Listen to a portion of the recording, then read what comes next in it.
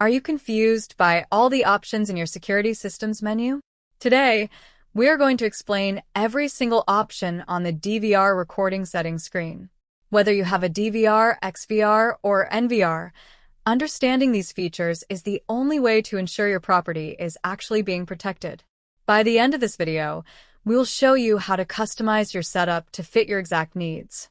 Before we dive in, a quick note. Although these settings apply to DVRs, XVRs, and NVRs, we will simply use the term DVR throughout the video to keep things simple. Let's access the menu together.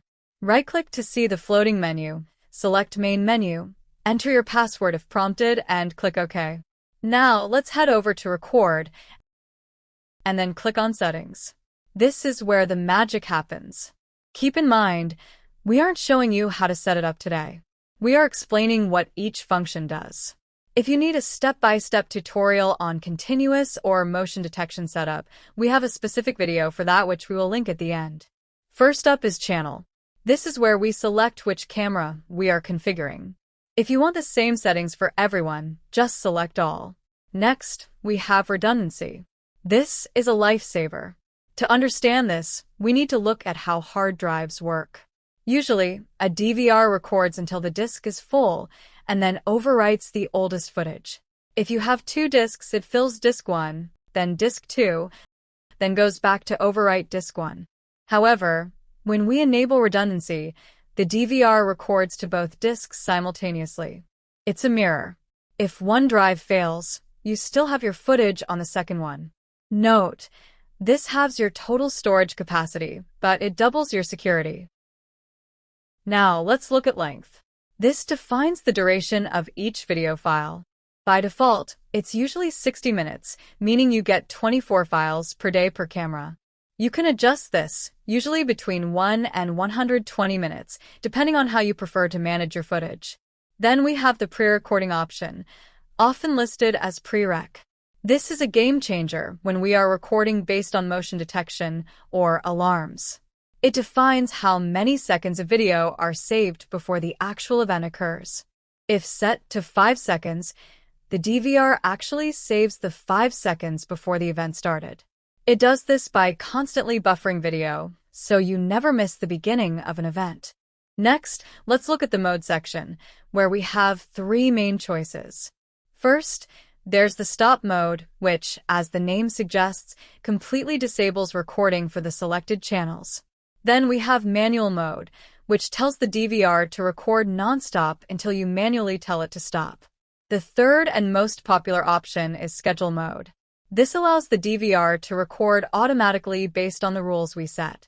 In the week selection box, we can choose a specific day of the week to configure, or simply select all to apply the same settings to every day at once.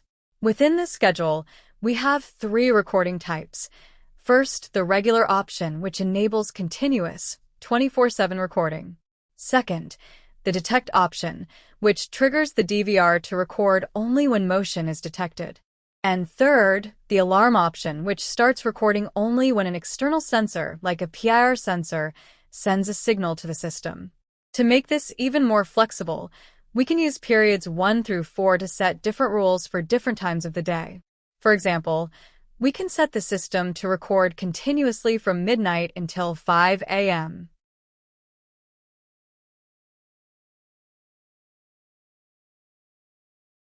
Then, we can switch to motion detection from 5 a.m. until 1 p.m.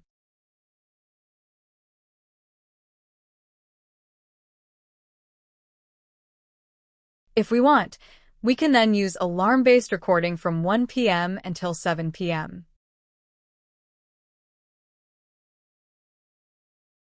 And finally, we can even set the system to not record anything from 7 p.m. until midnight. This level of customization ensures we only capture the footage that truly matters for each specific time of the day.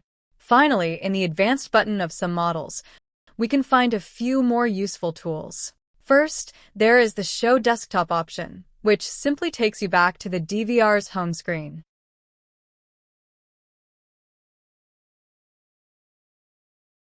Then we have the copy and paste buttons, which are extremely helpful when we want to apply our current settings to other channels quickly without repeating the whole process.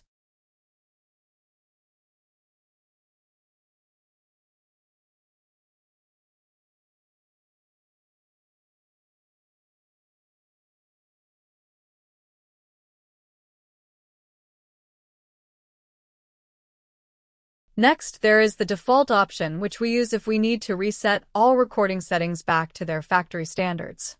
And lastly, we have the storage button, which opens the DVR's hard drive manager, so we can check the health and capacity of our disks.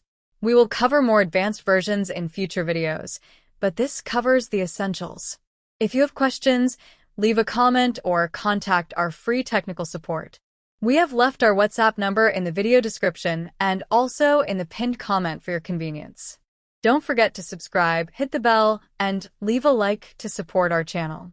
Click the button on the screen now for more DVR guides. God bless you.